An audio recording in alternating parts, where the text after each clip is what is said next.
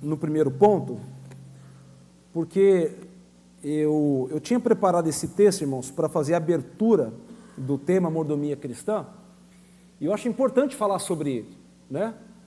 Mordomia, a roupa que você escolheu para vir à igreja hoje, por exemplo, quem que te deu? Aí você vai dizer assim, não, fui eu mesmo que comprei, pastor. Não, a Bíblia vai dizer que foi Deus que te deu, né? O meio de transporte que você usou para vir à igreja hoje, Deus te deu, mesmo que tenha sido de transporte coletivo, de Uber. O ar que você respira, a Bíblia fala que Deus sabe a quantidade, o número matemático dos fios de cabelo da nossa cabeça, que Ele tem pleno controle sobre todas as coisas. Quando alguém olha para você, o que ninguém vê, mas só Deus vê, que são as qualificações espirituais, as capacitações do Espírito, Deus te deu de presente para que você pudesse usá-lo para o avanço da obra. Fábio, você está no exercício dos seus dons, Fábio, servindo, viu, Fábio? Louvado seja Deus pela sua vida. E eu conheço o Fábio, irmãos, no dia a dia. Eu sei que o Fábio, ele realmente é um servo do Senhor, mesmo quando ninguém está vendo, ele está o tempo todo servindo. Também é um exemplo de dedicação, né? Hoje de manhã nós fizemos a abertura do tema, mordomia cristã. Quem estava presente, ou melhor, quem esteve presente, viu, irmãos, que foi a primeira vez em muito tempo, que todas as fileiras da igreja aqui, não vou dizer que estavam completamente tomadas, mas todas sendo usadas. Muitas pessoas aqui hoje de manhã. A gente ficou assim muito impactado. Por quê? Não pelo número, mas porque o povo está sedento de ouvir a palavra de Deus, irmãos. Irmãos, eu só pude amar a Giane de todo o meu coração quando eu passei a conhecer a Giane. Não tem como eu dizer que eu amo uma pessoa se eu não conheço. Isso é descabido, irmãos. Isso não orna, como diz o mineiro da roça, né? Não orna. Então, de manhã hoje nós tínhamos um bom número de pessoas estudando a Bíblia. E aí então nós lemos o livro de Ageu, lemos o livro de Salmos 24, Ageu capítulo 2, lemos também Isaías capítulo 11, para abrir essa série. Mas a primeira aula será domingo que vem, a primeira aula. Domingo que vem, nós vamos começar aqui, junto com a IBD, nós vamos começar mais 2 novas classes. A primeira será a de batismos, que nesse início vai ser junto com a classe de integração, também domingo às 10h30 da manhã. Quem gosta de dormir, dá para dormir, irmãos, à vontade, até umas 10 horas. Aí come alguma coisinha lá, faz uma marmita no dia anterior, vem comendo para a igreja, chega aqui às 10h30 da manhã e venha participar. Por quê? Porque tem várias pessoas, aqui de cabeça pelo menos umas 5 pessoas já me procuraram, pastor, eu quero saber como faz para ser membro da igreja. Eu quero ser membro, eu quero ter mais compromisso, eu quero caminhar de mais perto com a igreja. Então, aí nós vamos começar domingo que vem, às 10h30 essa classe de integração, mas a classe de integração mesmo, a exemplo do que fizemos em abril, irmã Nara, do intensivão, vai ser nos dias 19 e 20 de outubro, tá? Aquele período longo de classe de integração de 7 meses, nós concentramos eles em 8 horas de encontro. Sábado às 15 horas, indo até ali por volta das 6 horas, e no domingo, das 9h30 até 15 para meio-dia, tá? Então, se você tem interesse em conhecer mais o nosso jeitão de ser, e aí a gente está também atrelando a essa proposta da classe de integração, falar sobre dons, talentos, para que a pessoa chegue, irmãos, já chegue trabalhando na igreja. Amém, queridos? Irmãos, Jesus morreu na cruz, e Ele não morreu na cruz para a gente ficar sentado nos bancos, irmãos. Hoje eu estava lá vendo os meus vizinhos, irmãos, eu fiquei assim até com inveja dos meus vizinhos, sabe? Usando a camisa do Jack, levando os filhos para assistir o jogo lá na arena, e eu falei assim, gente, mas como esse povo é empolgado para assistir futebol? Será que eles são empolgados também para falar de Jesus para os filhos, né? E é claro que não, né, irmãos? Quer dizer, eu não conheço de perto a vida deles, mas eu vou dizer que às vezes a gente tem empolgação para fazer um monte de coisas, ou de outras coisas. E eu gosto de assistir jogo no estádio, irmãos. Inclusive, quero levar meus Davizinho para assistir. Não é pecado, não tem problema. Eu só estou me referindo, irmãos, às vezes a dedicação que a gente dá para uma coisa e não dá para uma outra coisa. Domingo de manhã, 10h30 da manhã, irmãos, dá para todo mundo vir à igreja. É uma horinha só para estudar a Bíblia. Eu acho que está de bom tamanho. Então você que está congregando conosco, eu queria te conhecer mais.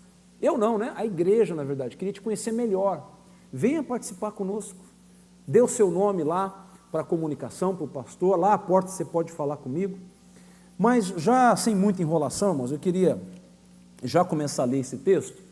Então, a ideia de mordomia cristã não é apenas para falar de dízimo ou falar de dinheiro, mas especialmente para falar sobre relacionamentos, sobre dons, talentos, enfim, tudo o que nós somos, tudo e o que nós temos, foi Deus que deu. A Bíblia fala isso. 1 Crônicas capítulo 29, o rei Davi, com muita clareza, ele disse para toda a congregação de Israel, olha, tudo que nós entregamos para Deus, nós tiramos da própria mão dele e devolvemos para ele. Olha a clareza do rei Davi. Você trouxe Bíblia hoje ou não? Trouxe, né? Então tá bom. Você pode acompanhar na sua Bíblia ou pode acompanhar também aqui na tradução. Léo, você pode colocar o texto lá, querido, por favor? Eu vou lendo aqui e aí vai aparecer a mesma tradução que o pastor está usando lá, tá? Jesus também disse aos seus discípulos, aí aqui é aos discípulos, havia um homem rico que tinha um administrador e este foi acusado perante ele de esbanjar os seus bens. Então ele o chamou e disse, que é isso que tenho ouvido falar a teu respeito? Presta contas da tua administração, pois não podes mais ser o meu administrador. E disse o administrador a si mesmo, o que vou fazer, já que meu senhor me tira a administração?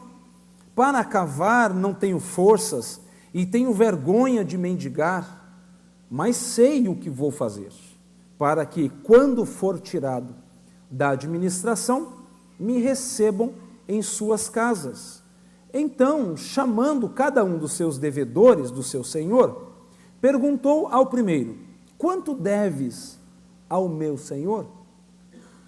E ele respondeu, 100 batos de azeite. Disse-lhe então, toma a tua conta, senta-te depressa e escreve aí 50. Perguntou depois a outro, e tu, quanto deves? Ele respondeu, 100 coros de trigo. E disse-lhe, toma a tua conta e escreve 80. E aquele senhor elogiou o administrador injusto por ter procedido com astúcia, pois os filhos deste mundo são mais astutos para com a sua geração do que os filhos da luz. Eu vos digo ainda, fazei amigos por meio das riquezas da injustiça, para que quando estas vos faltarem, eles vos recebam nos tabernáculos eternos, ou moradas eternas. Quem é fiel no pouco, também é fiel no muito. Quem é injusto no pouco, também é injusto no muito.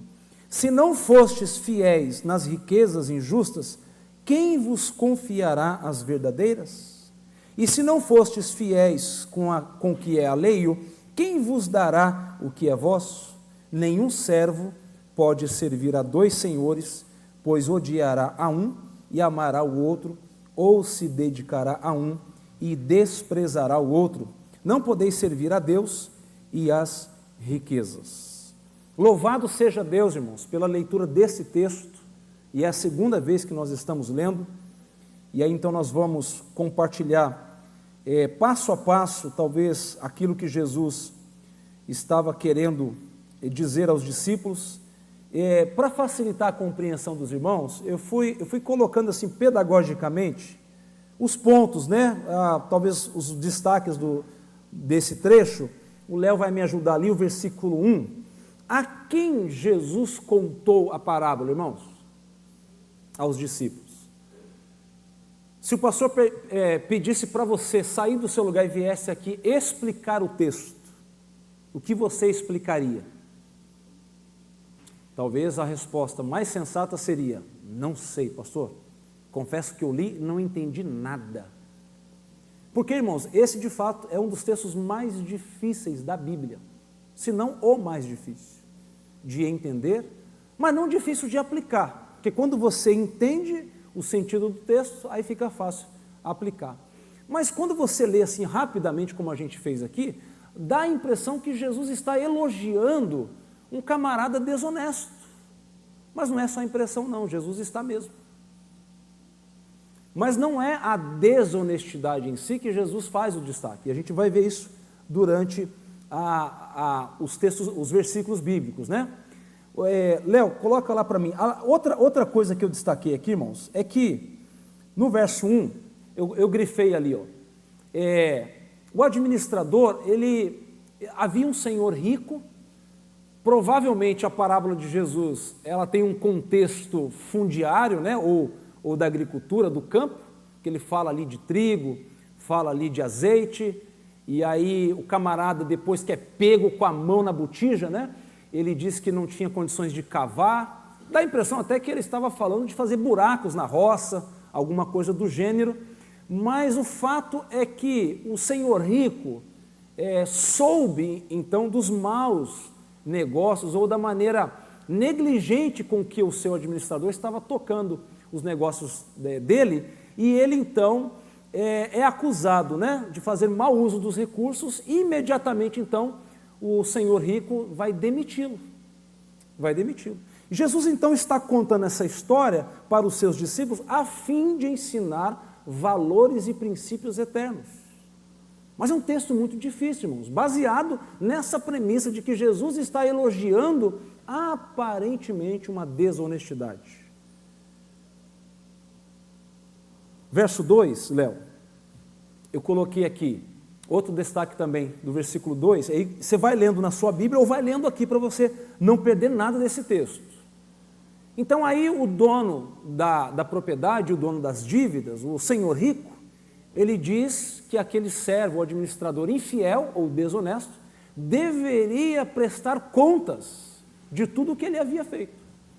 Então, domingo passado, irmãos, eu me ative somente nesses pontos, sobre quando Jesus voltar, 3 coisas Jesus vai requerer de nós.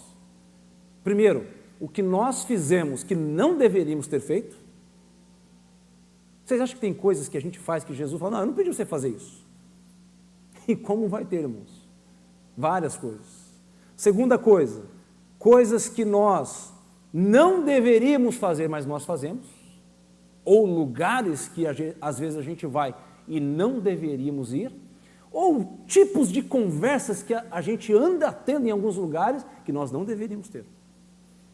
Mas o terceiro ponto, irmãos, talvez, da prestação de contas que eu citei domingo passado, é Jesus cobrar um monte de coisas que nós deveríamos ter feito e nós não fizemos. Isso também estará relacionado na prestação de contas do nosso Senhor. Então foi exatamente, ou mais ou menos isso que a gente conferiu no domingo passado. Mas hoje eu quero falar exatamente da parábola, ou do que se trata a parábola e o que a parábola tem a ver com a igreja.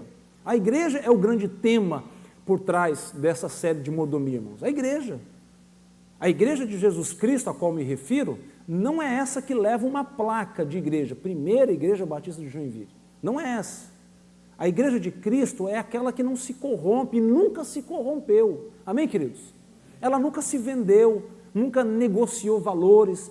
É nessa igreja de Cristo, cuja as pessoas, quando aceitam o Senhor Jesus Cristo como Senhor e Salvador, recebem dons e talentos, capacitações do Espírito para servirem nas igrejas. Acabei de chamar aqui o pastor Paulo Freires, a irmã Gracinei, a Giane falando da oração da Rebeca. Deus vai usando as pessoas, irmãos, com as habilidades de cada um. Sabe por que a Primeira Igreja Batista de Joinville ainda não é a maior igreja do estado, irmãos? Porque as pessoas ainda não entenderam que não é a pessoa que escolhe a igreja, é a igreja que tem carência de dons e talentos para que ela possa realizar a obra do Senhor. Eu tenho falado isso para todo mundo que chega na igreja. Isso fica mais democrático, inclusive. Porque não é uma dependência exclusiva, irmãos, da placa de igreja, mas é do corpo de Cristo. Quando a gente faz isso de maneira muito fiel, correta, de querer usar bem cada real que entra aqui na conta da igreja, né? Ou cada dom que os irmãos têm, irmãos, é porque nós sabemos que haveremos de prestar contas. O meu medo particular é o terceiro ponto, é Jesus me cobrar um monte de coisa que eu deveria ter feito e não fiz. E aí então ele vai requerer de nós fidelidade. Então, observe que o versículo 2, ele diz assim, ó, então o senhor rico o chamou e disse, que é isso que tenho ouvido falar a teu respeito? Presta contas da tua administração, pois não podes mais ser meu administrador. E aí, então o camarada é sumariamente demitido. Mas aí Jesus vai elogiar essa postura ou o jeito de fazer as coisas que o camarada andou fazendo. Versículo 3, esse administrador então, já demitido, ele arruma uma estratégia, presta atenção na estratégia dele, e aí depois nós vamos para a aplicação do texto. Ele pensou assim, bom, agora que eu estou demitido, o que eu vou fazer? Eu não sei cavar, eu não sei pedir esmolas na rua. Bom, então ele teve uma sacada, versículos 3 e 4 vai dizer isso. Disse o administrador a si mesmo, que vou fazer já que o meu senhor me tira a administração? Versículo 4, mas sei o que vou fazer, para que quando for tirado da administração, me recebam em suas casas. Então, chamando cada um dos devedores do seu senhor, perguntou ao primeiro, quanto deves? Então, olha a estratégia aqui, irmãos, presta atenção o que esse camarada desonesto fez. Ele foi procurar os devedores do seu patrão, ou o antigo patrão, que já não era mais o mesmo patrão. E ele diz, quanto que você deve para o patrão? Eu devo 100 litros de azeite, ou 100 tonéis de azeite. E aí ele diz, e isso é típico do judeu da época, mas o judeu de maneira geral é assim, então senta aí, puxa uma cadeira e uma mesa e escreve aí 50. Quantos por cento de desconto o camarada deu para o devedor? Quem é bom de matemática aí? 50%, né? Mas ele não poderia ter feito isso, porque ele já não era empregado nem administrador. E outra, todo o resultado daquela dívida não era dele, era do seu patrão, ou antigo patrão. Mas ele fez isso com a estratégia de arrumar um canto para ele morar, para ele ficar. É como a gente diz na gíria hoje, ficar bem na foto com a galera. Então ele procurou esses devedores e disse, olha, senta aí, escreva no recibo aí então 50. Aí perguntou para o outro, e você deve quanto de trigo? Devo 80. Então escreve aí tanto. Aí o seu senhor então ficou sabendo disso. Versículo 7. Perguntou depois ao outro, e tu quanto deves? Ele respondeu, 100 coros de trigo. E disse-lhe, toma a tua conta e escreve 80. O que vocês acharam, irmãos, dessa atitude do camarada? Aí Jesus então conta essa história de uma aparente desonestidade, olha para os seus discípulos e diz assim, vocês devem fazer o mesmo. Mas fazer o mesmo o quê? Aí vem o versículo 8, o administrador elogia o camarada desonesto. Ele faz um elogio, olha o versículo 8, para você acompanhar comigo. Aquele senhor então, o senhor rico, elogiou o administrador injusto por ter procedido com astúcia, pois os filhos deste mundo são mais astutos para com a sua geração do que os filhos da luz. O Senhor elogiou o camarada, irmãos. Mas pastor, agora então me deu um nó aqui, porque como é que poderia Jesus, ou a parábola, fazer um destaque positivo para alguém que agiu com desonestidade? Mas volta no texto lá para mim, por favor, volta um slide, Léo. O que Jesus, na verdade, está elogiando, irmãos, não é a desonestidade do administrador infiel. É a astúcia dele em resolver um problema.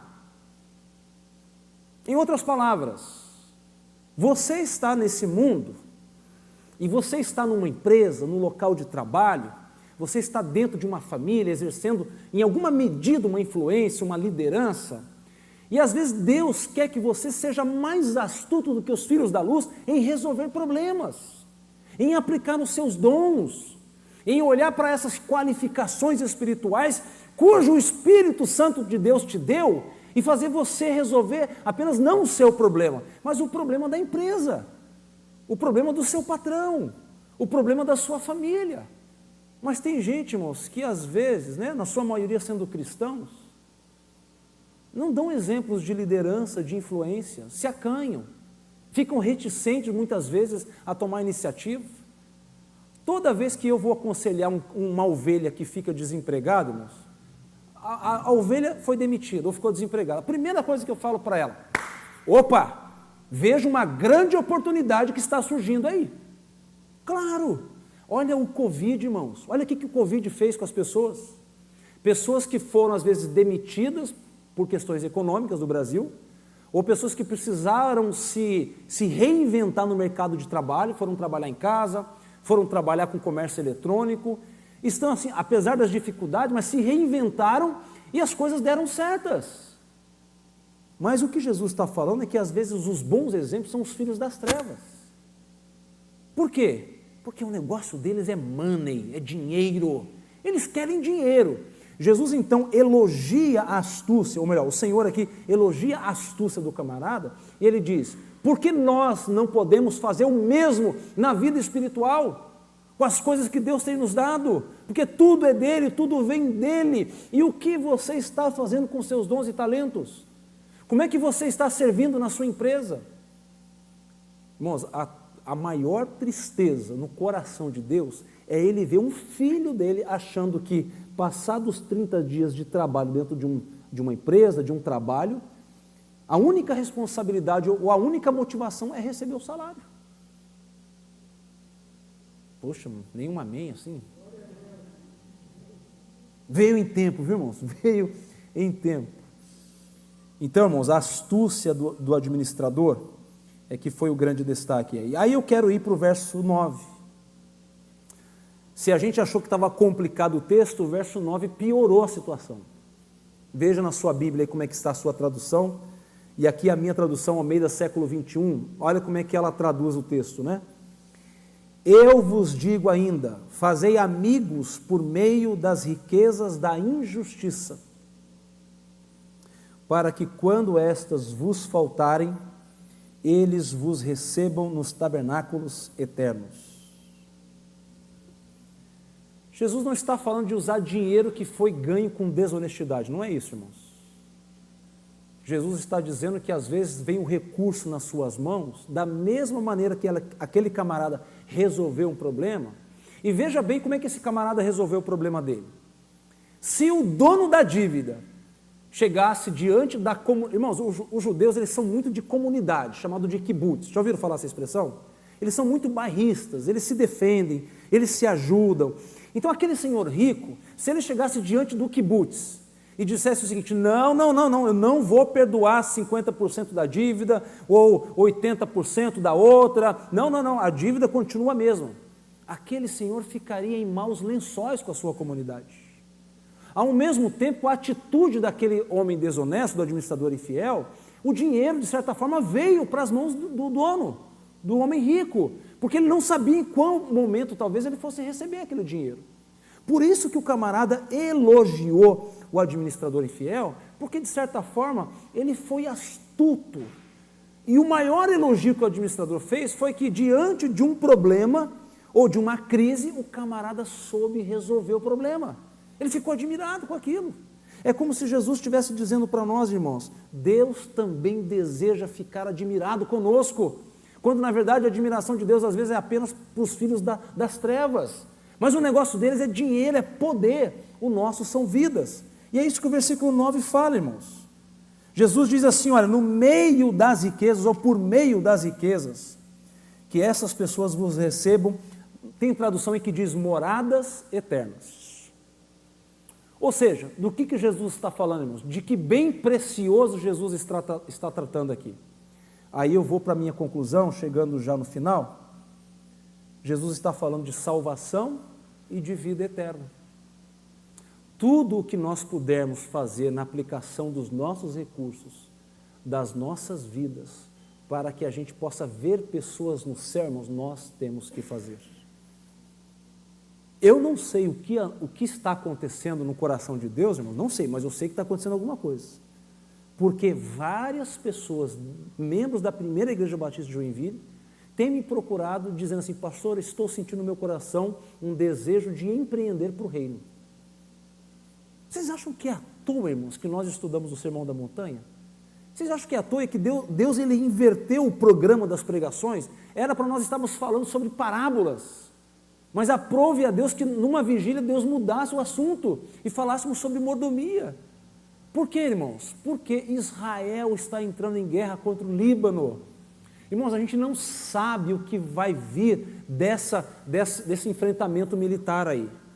O mundo não vai deixar barato, irmãos, essas atitudes de Israel. Se você lê a profecia de Isaías capítulo 11, que eu li na vigília, eu li versículo por versículo da profecia de Isaías, irmãos. É impressionante, irmãos, como tudo no calendário de Deus está perfeitamente organizado. E aí Jesus vai te olhar no céu e vai dizer o seguinte: o que você fez com os recursos que eu te confiei? Eu dei habilidades para você falar em sinais, o que você está fazendo? A irmã Graça atendeu, o chamado do Senhor está fazendo. Mas a você eu te dei uma habilidade para, talvez, dar aula de química, cadê o Gerson? De física, vou levar lá o projeto para a igreja, fazer um contraturno. É disso que Jesus está falando, irmãos. No final de tudo, é salvação e vida eterna. Jesus ele usa uma parábola até muito estranha e difícil de entender, para nos dizer o seguinte: olha, o mais importante é o nosso desejo de querer encontrar pessoas no céu. Se eu estou falando aqui hoje, dentro da campanha de missões, o tema Somos Um, né? O Somos Um, irmãos. Para que melhor mensagem da igreja, esse tema Somos Um? Somos um na cantina que a igreja faz, de não apenas um grupinho de pessoas fazerem, mas a igreja se juntar, vai ter um almoço domingo que vem, a Zefinha, a Marlene estão ofertando 100% do almoço, irmãos, para que o resultado do almoço seja revertido para missões. Mas foi o pastor que pediu para elas? Não, Deus colocou isso no coração delas. Mas a pergunta que eu faço é: elas vão arcar, irmãos, sozinhas com a compra de todo o material para fazer o almoço? E a irmã Zefinha ainda brigou comigo, falou: não, pastor, o senhor não vai me ajudar com nada do almoço, o senhor vai me ajudar participando do almoço, vindo e comprando o almoço. Deus está fazendo uma obra maravilhosa, irmãos, na nossa igreja. E graças a Deus, irmãos, graças a Deus que não é o pastor, irmãos, eu fico assim, eu vou dormir tão tranquilo, irmãos. Eu fico conversando com a Giane em casa, e a Giane, assim, às vezes Deus usa ela, de vez em quando Deus usa a Giane, sabe? Olha, se a gente não atrapalhar o que Deus está fazendo, irmão, já é um grande lucro para o reino, irmãos. Já é um grande lucro. No final das contas, irmãos, eu coloquei aqui algumas questões, né? A problemática toda, Léo, pode adiantar, a problemática toda que Jesus está falando aqui, irmãos, é com relação à riqueza do homem. Nem sempre ter dinheiro, no contexto que Jesus está ensinando aqui, é sinal de prosperidade, ou de que a pessoa está fazendo as coisas certas.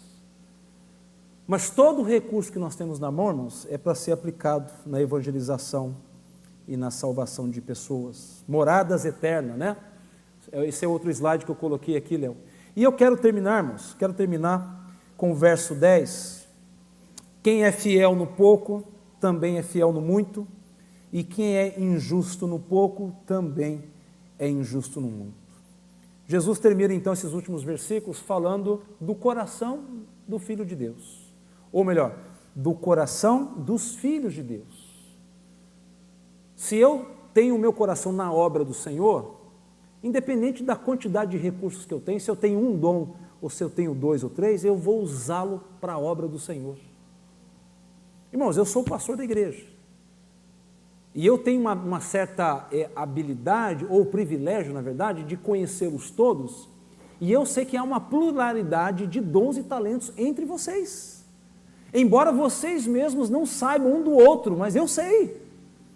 E às vezes eu preciso me controlar, irmãos, porque eu vejo assim, olha, tantas coisas boas Deus deu para vocês, e vocês às vezes não sabendo, alguns não sabem, alguns às vezes assim, estão viajando, né? Falam, não, pastor, não tem ideia nenhuma do que Deus me... Aí eu pergunto, mas o que você tem paixão por fazer? Ah, pastor, eu amo, pastor, eu amo lavar a calçada da igreja, mas eu não sei como fazer. Irmãos, não é a questão do o que faz, se é visto por todos ou não é visto por ninguém. A pessoa, quando tem o coração nisso, ela faz com amor, independente do que seja.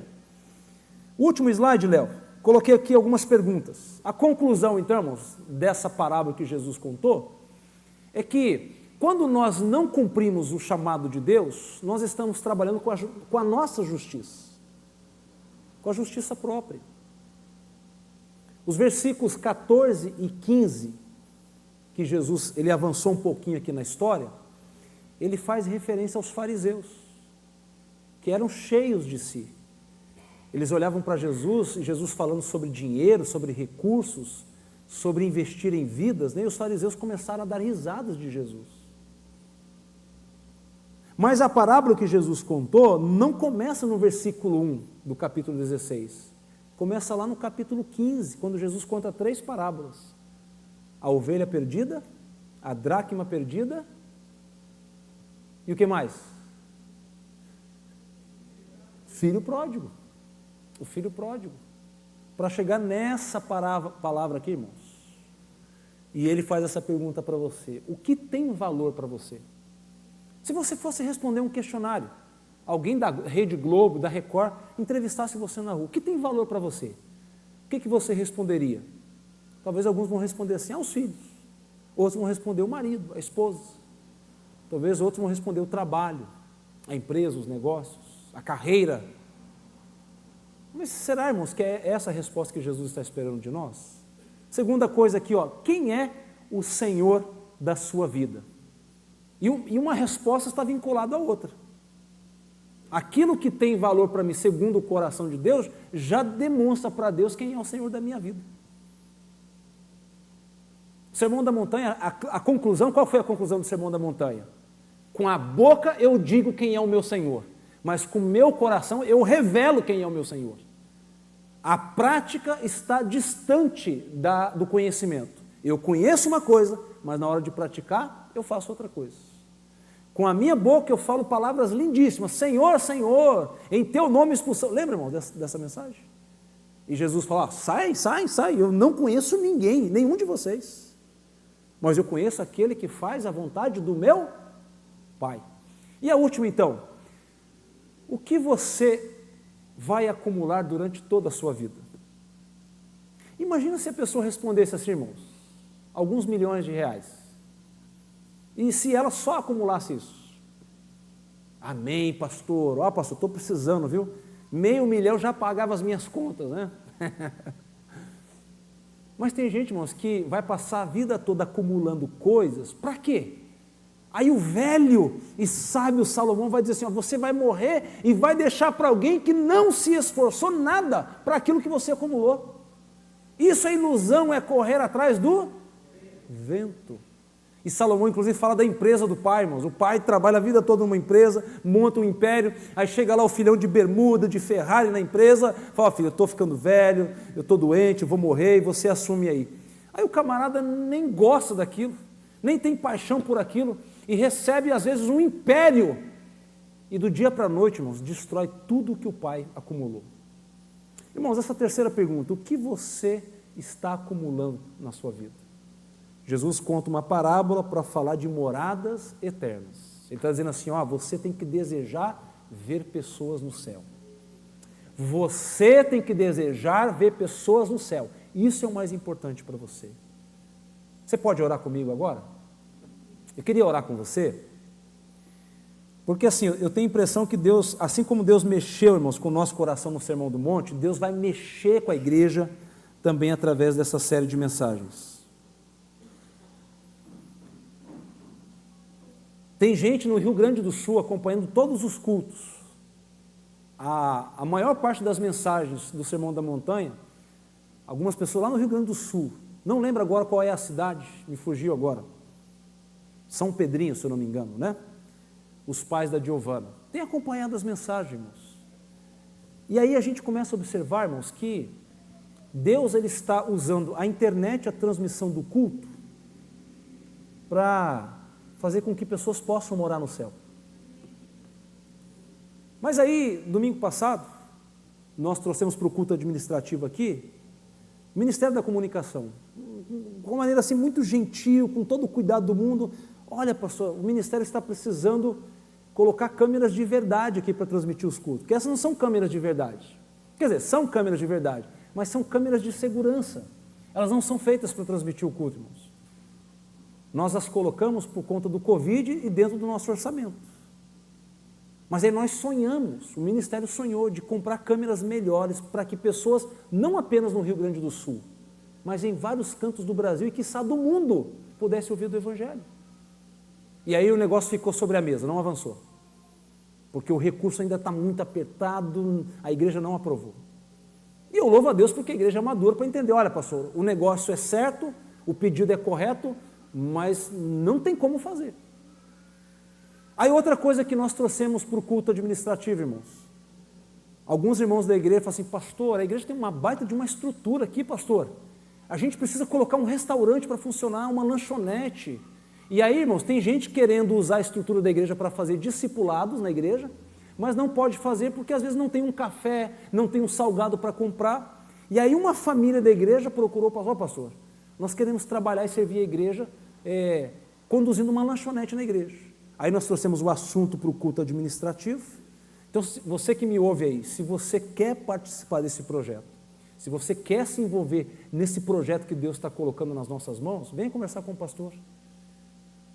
Aí nós vamos oportunizar a todos os que, talvez alguém tenha uma habilidade, tenha algum conhecimento específico e que quer participar desse negócio. E outras coisas que foram trazidas para o culto, irmãos, o culto terminou 11 horas da noite. Cheguei em casa, estava todo mundo dormindo, já roncando no terceiro sono, né? Mas às vezes, irmãos, a obra do Senhor, ela fica assim resignada e às vezes parada, porque às vezes um ou outro ainda não entendeu, irmãos, não entendeu que o acumular nesse mundo, irmãos, tem a ver com vidas eternas. As câmeras, por exemplo, elas atendem ao que elas se propõem, né? Elas transmitem o culto. Mas se você já acompanhou o culto transmitido pela internet, a imagem não é boa. E nós temos hoje um irmão ali, Diego, né? Olha, se não fosse o Diego faz mágica, irmãos, mágica no som. Porque são instrumentos antigos, a parte da frente aqui a gente comprou novo. Mas a mesa ainda é analógica. Aí a gente pensa assim, pastor, mas o orçamento é muito alto, pastor. De fato é alto, irmãos. Vocês não podem ver, mas eu quero desafiar vocês. Um dia vocês sobem nesse prédio que está aqui, vão lá no 9º andar e olha para cima dessa igreja aqui, irmãos. Olha para o telhado da igreja. Custou 120 mil reais para trocar todo o telhado da igreja. Sabe quanto nós tínhamos no caixa para fazer isso? R$0. R$0. A igreja devia 9 mil reais. Porque Deus é o dono da igreja. Não sou eu o dono da igreja, irmãos. Amém, queridos? Não sou eu. Não sou eu. Deus é o dono da igreja. Agora, se o João faz, se a Maria faz, se o fulano faz, se o ciclano faz, todo mundo fazendo, irmãos, não pesa para ninguém. E é nessa direção, nessa senda que eu queria orar com você agora. Você pode baixar sua cabeça e fechar os teus olhos? A oração é baseada nessa terceira pergunta. O que você está acumulando para a sua vida? Não é pecado acumular dinheiro, já falei isso. Mas só dinheiro não pode ser a resposta. O que você está acumulando para a sua vida, querido? Você é muito especial para Deus. E você não sabe o quanto Deus te ama, o quanto Deus olhou para você e Ele te municiou, Ele te instrumentalizou com habilidades espirituais, não são humanas, vem do Espírito. E Ele não fez isso porque você é bonitinho, ou você é bonita, ou você é lindo, ou você é linda. Ele fez isso porque o corpo necessita. Senhor, o Senhor já deflagrou para nós, Deus, a que se propõe essa série de mensagens intitulada Mordomia Cristã.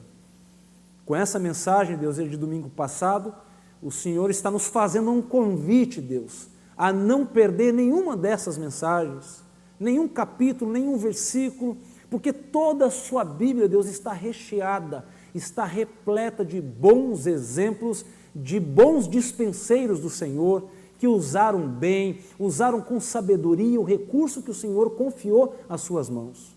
Pai, e tem um pedido de oração que fazemos como igreja, Deus, que nós sejamos muito mais astutos do que os filhos das trevas, muito mais inteligentes do que os filhos das trevas, muito mais perspicazes, astutos do que os filhos das trevas, para que o Senhor também possa nos elogiar, colocar essa estrutura que o Senhor nos deu, Deus, para servir a cidade de Joinville. Queremos, Deus, que esse espaço seja totalmente recuperado, que esse espaço seja renovado, que crianças possam ser beneficiadas por esse espaço, que homens e mulheres possam vir, Deus, desesperados, querendo realizar cursos para serem maridos melhores, serem esposas melhores. Sabe por quê, Senhor? Porque o Senhor já trouxe o pastor Agreilson, o Senhor já trouxe o Paulo Freires para darem os cursos, o pastor Adriano, o pastor Sérgio, o irmão Marcelo. O Senhor está formando uma liderança para que nós possamos usar essa estrutura que é do Senhor, Deus,